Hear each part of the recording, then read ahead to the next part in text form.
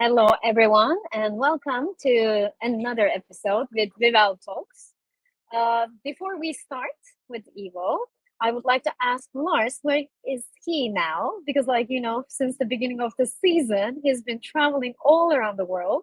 And now that I see daylight at this time, I guess he is now towards the eastern. Now he came a bit to the east side of the world. Where are you, Lars, now? Yeah, I came from Mexico back to the Netherlands this week. So yeah, I'm basically still a bit jet lagged, but I am getting back into the routine of everything. So yeah, back in the Netherlands, and then Bulgaria probably for maybe in the next month, and then Sevilla comes up. So then I guess Spain. So that's like a bit on the horizon. So more back to Europe. Yeah, so we don't have that, nice background of Mexican seaside view. So it's like all Netherlands Yeah, definitely. now. Weather Okay. not on the same page as Yeah, Mexico. So you have to you have trade-offs. More exactly. daylight during your calls, but less sunny weather outside. Exactly. Okay, so today we have our dear Ivo with us. Last time he couldn't make it to Cappadocia, but this time we were trying so hard to make sure that he would be coming to Sevilla. And so we And even you went an succeeded. extra mile to invite him to this live stream so that he doesn't back up. So Now there's no way out. yeah, exactly. How are you? How are you doing? I'm doing great. Although speaking about the weather, we are right now in Portugal, and there is a second storm that it hits Oh, us this week. So it's like 120 kilometers per hour. It's quite crazy. wow. But no, not complaining. We've been surfing and having an amazing weather for the last couple of weeks. So right now it's a bit of a time for more of a deep work focus rather than looking for some alternatives. So no, all is good. Excited to be here and then have a great conversation. Yeah, we are excited to have you as well. Your face just shows that 10 and the surfing. So that's great. Okay, so our topic, and we intentionally chose this topic, that remote work. Can we save the planet with remote work? So we know that we are so passionate about remote work, but I would like to first ask you, like, how can remote work can contribute to the sustainability? And now we are going through hard times all around the world. We have the war, we have the global warming, the climate issues, as you said, like more thunderstorms. So it's been like some quite a hard time. So how can remote work help with transforming that and all the hard times that we are going through? hmm I think if we look at the big picture, remote work or just the future of work is connected to completely changing the way how we view our lives, and the work is connected to our lives. So it's really a paradigm shift. And if we especially look at the aspects of what are the drivers of today workforce and the future workforce, it's over the period of last couple of years, it's becoming less about the possession and more about the experience. So this big shift that is mainly driven by the younger generation, especially by Gen Zs, but also millennials, would help us fix a lot of the issues that we created because we've been so focused on working hard. When working hard, you can earn more. When you earn more, you can buy more. When you buy more, then you use more and more resources, and then the vicious cycle that led us to the climate crisis right now. So if we look at the foundation of changing what people see that is important for them and why they are doing something and how it would impact the environment around them, but also the worldwide impact, this is the hope. So really like a big shift, and remote work plays an important part here, because it's really connected with enabling people to decide how they work, when they work, where they work, and to say it out loud from the get-go, it's not just about digital nomads that can travel, right? There are a lot of cases where it actually helps you to commute less. It helps you to promote local economy and buying nearby, and the list goes on, right? So when you ask me how remote work can save us, it can completely change the way how we see our priorities, how we see our day-to-day life. Maybe it's no longer that we need to work 5 days a week. Maybe it's fine if we work 4 or 3. Maybe we are not interested in having a full-time job. Maybe we open a small business, a local business that has also a smaller carbon footprint. So the list is very long, but from the big picture, this is a huge change in how we live, and remote work is fundamental. Mm, we should maybe start using more terms like distributed work.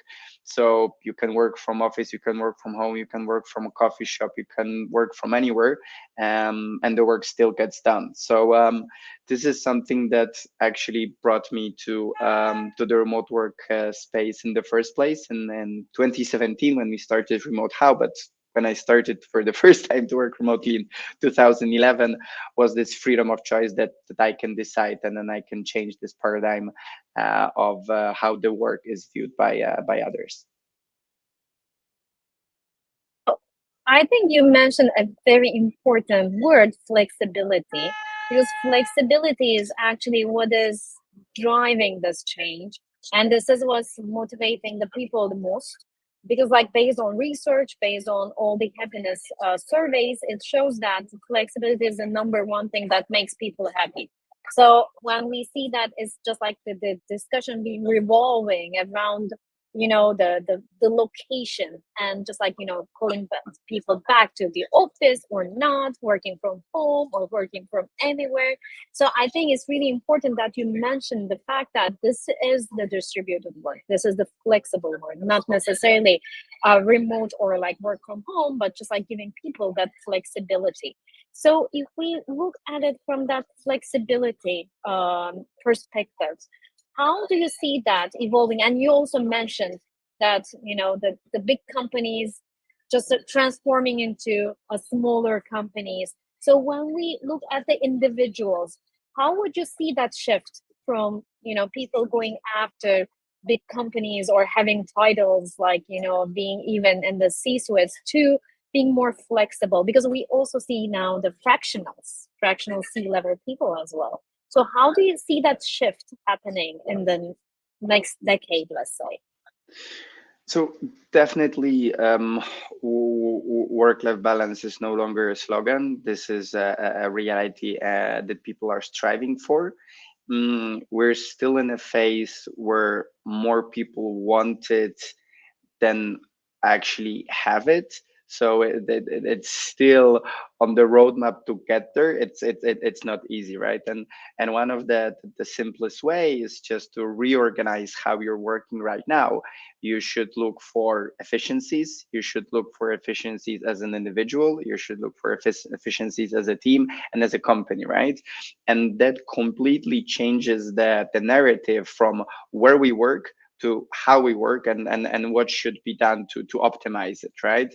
So you don't need a big revolution. You can actually start it today to start optimizing for flexibility.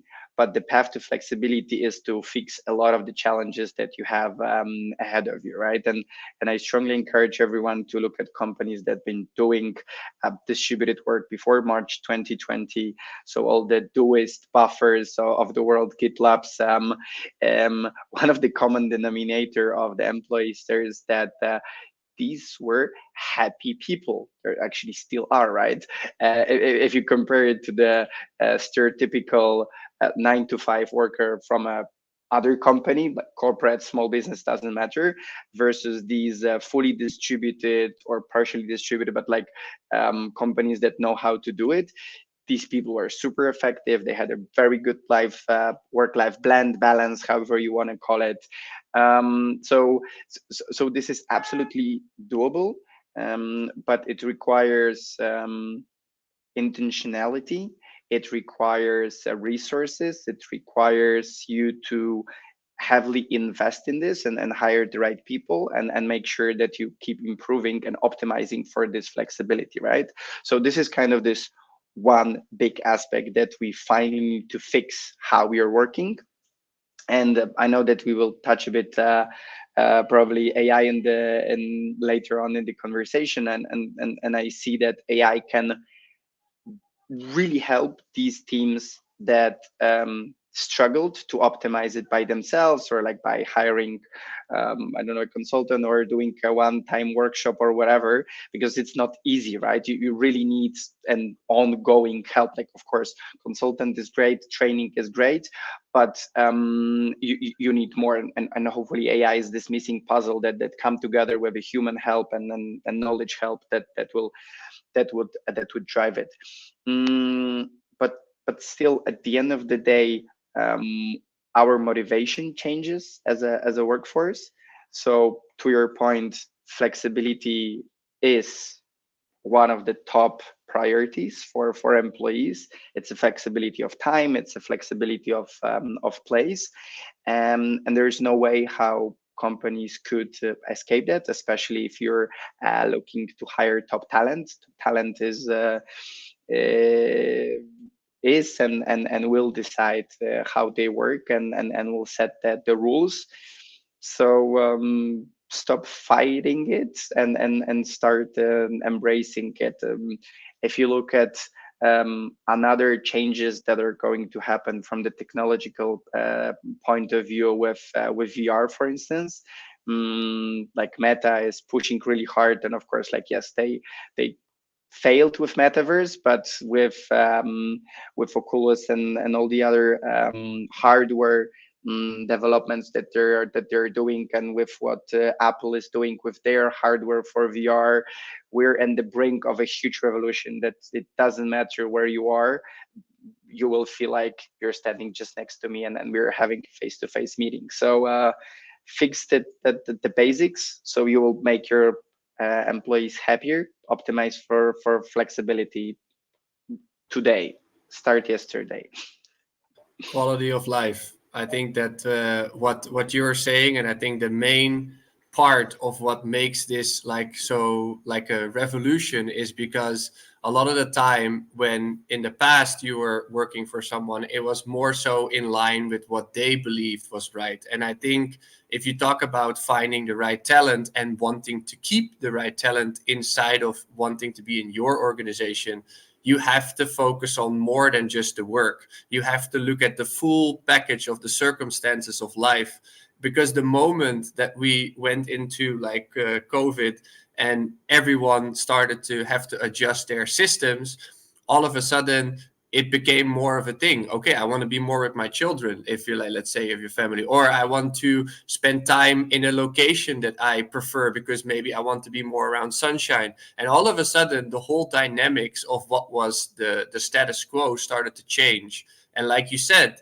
the companies that already had that figured out before those like kind of forced measurements came into place, those were the ones that already felt like we have to have a life approach to this rather than solely a work approach. Because if someone feels happier, they're going to run harder for you too.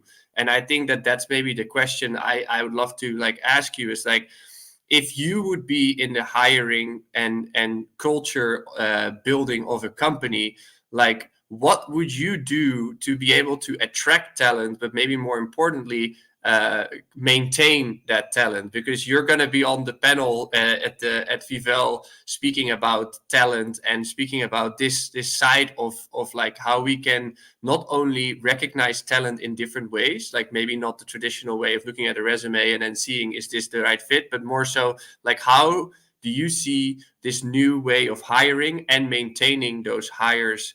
Like, how do you see that unfolding in also maybe the next, I would say, next 5 years? Like, what do you see there? Yeah.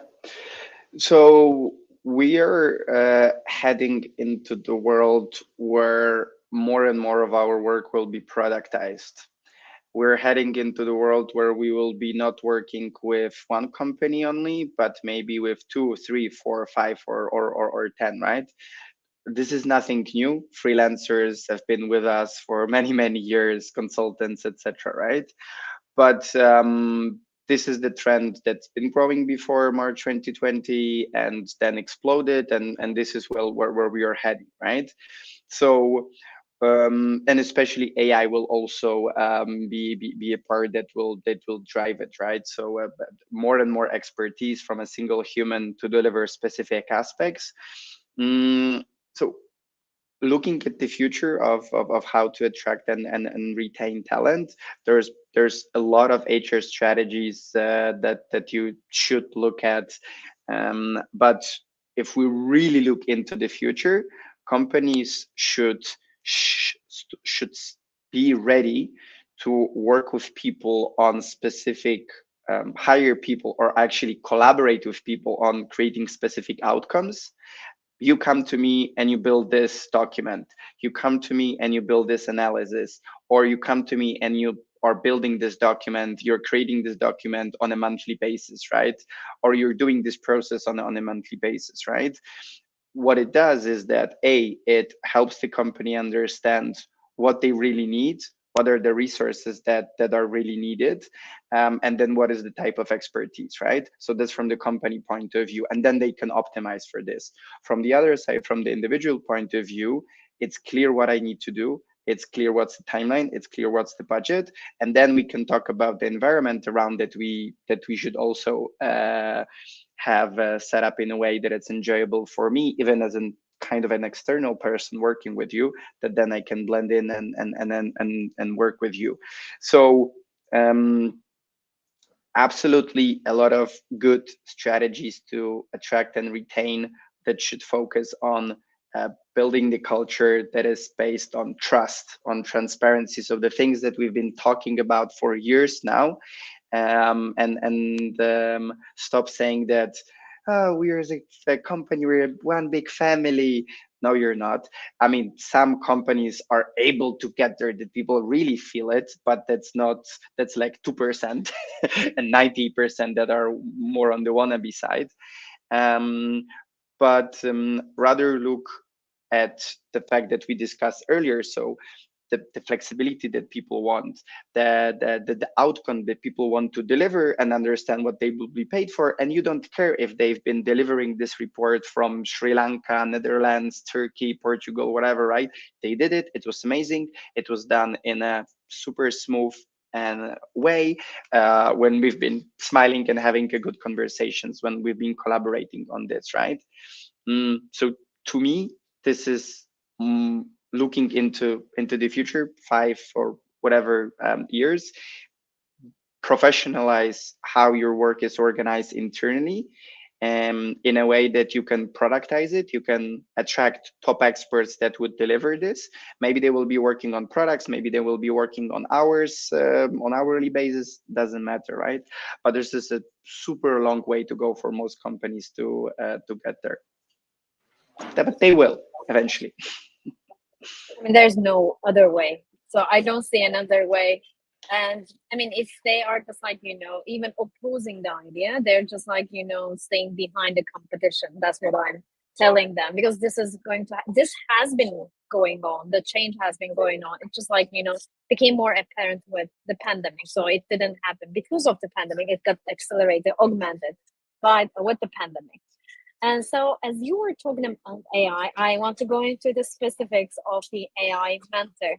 And being one of the consultants who tried it, I think it was like really remarkable, showing the areas of optimization and like the need of the company.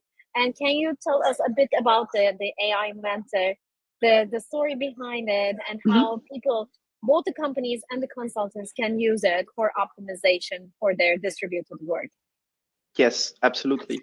So, as a Remote First Institute, we launched the AI Mentor this year to help individuals and teams work better, which also then impacts their private lives. So they are hopefully happier. Right now, we're focusing on assessing your remote or hybrid work readiness. You're talking with AI about your communication, collaboration, leadership. There are four different areas, and you're getting a report that is showing you you're doing this good, this not so bad, but this should really focus on it. Then you're getting recommendations, right?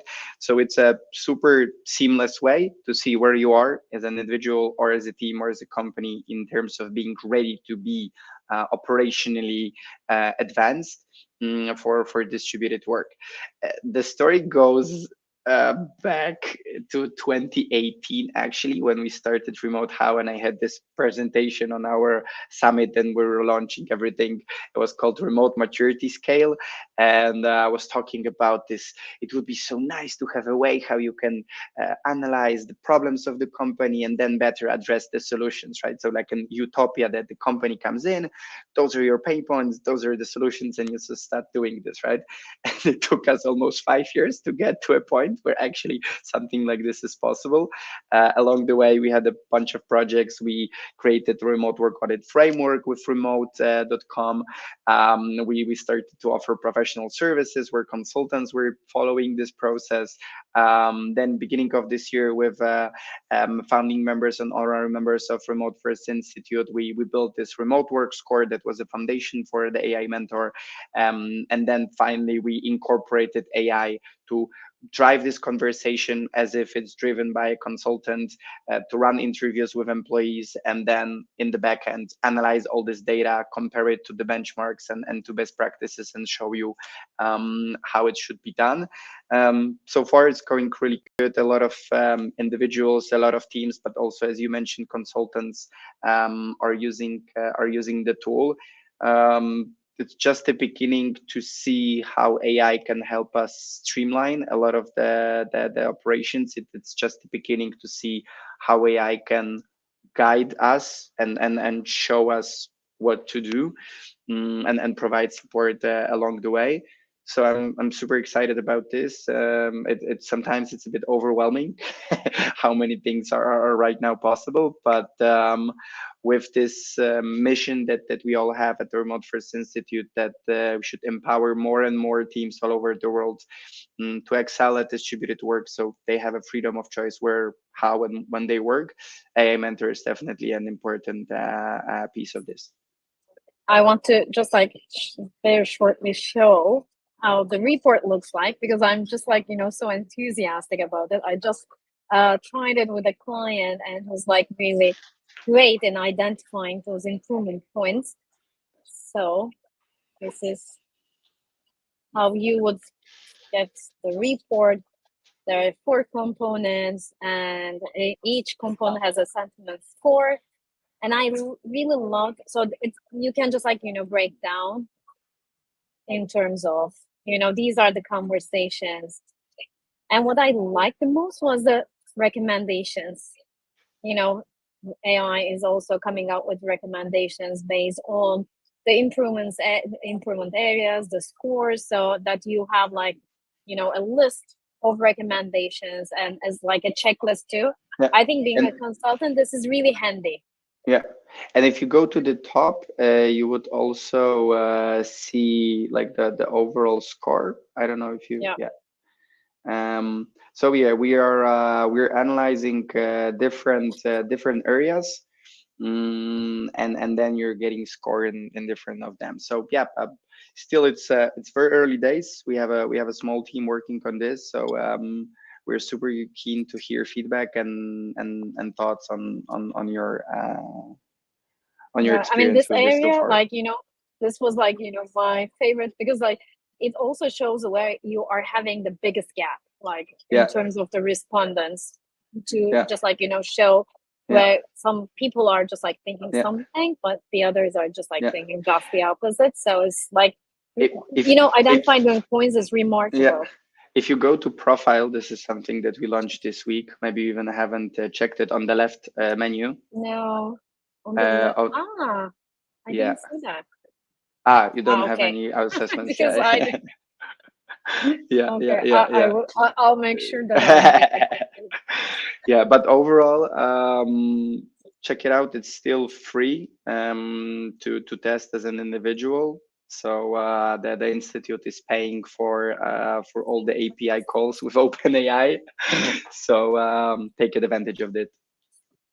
Yeah. So Actionable. this is the website. Yeah. I think like I haven't seen this, so for me this is the first time looking at it. I think the most important thing that people have to understand when you want to solve any problem, like I mean, we run into this with Vivel, with our personal projects. I bet you guys have the same thing, where first you have to assess something, right? And sometimes you don't know where to start. So assessing what the problems are inside of your organization, whatever your organization might be, you could be an individual freelancer or you could be a huge company. In the end, you have to assess what's the problem. From the assessment, you're getting to a place that where you want actionable steps, because anything that we see online, there has to be some call to action where I'm like, I can implement that tomorrow.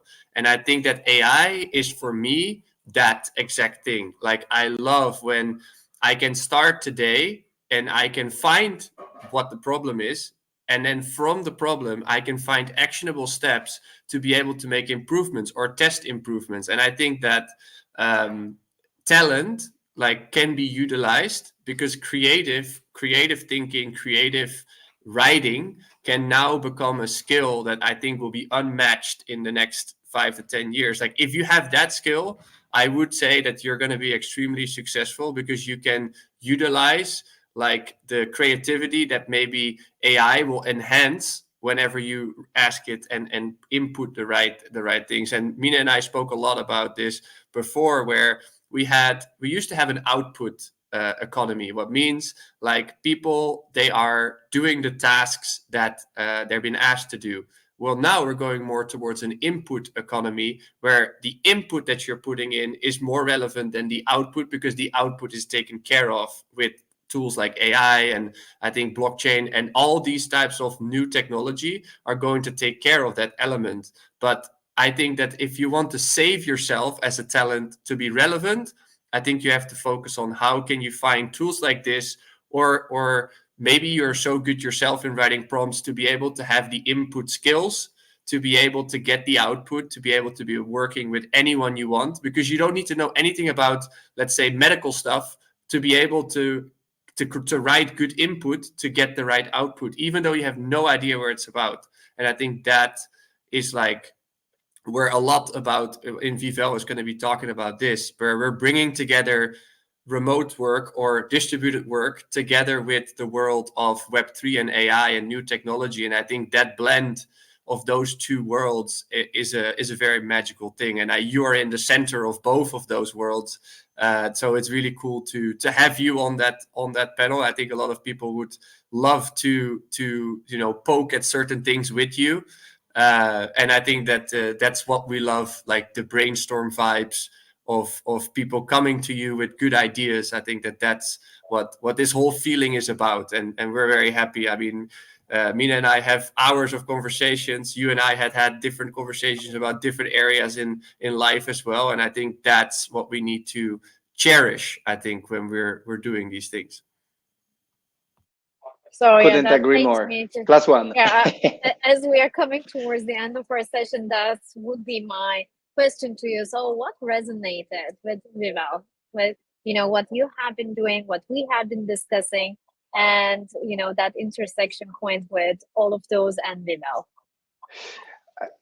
I would say that first of all, bringing the conversation to an in-person setting, because we've been so remote for so long that sometimes it's good to meet in person from time to time. So that's where I'm really looking forward to catch up again. Like we had a chance, like even if it's one time a year, 2 times a year, but this is what takes the connection to the next level.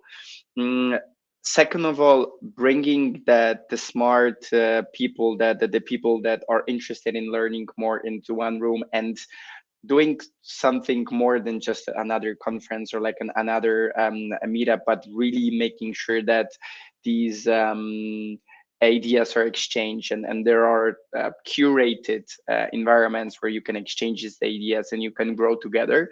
And as a cherry on top, it's not just businessy stuff. It's just also having good time, having a DJ playing in the background, and then doing fun activities. So if you combine it all together, sounds like a perfect dream. So I can't wait to come to Sevilla in December and embrace this and even more. We are so much looking forward to meet you in person again. By the way, for those of you who are interested in learning more about what Givel is about, this is the web page.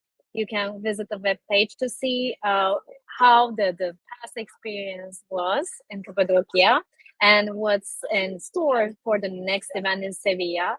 It's going to be between 12 to 14 December in Sevilla, and you can also see the contributors if you want to be a participant or if you want to be a partner, and so that we can co-create the experience, because this is how we are seeing our partners. We really want this to be a co-creation among all the partners of all our participants. So please reach out to us on either email or on the website or on LinkedIn, so that we can discuss how we can co-create the experience, how we can just be a partner together.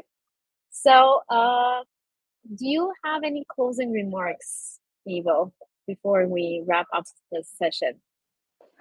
So there are a lot of changes happening in the world right now, which is overwhelming, even if we just look at the world of work.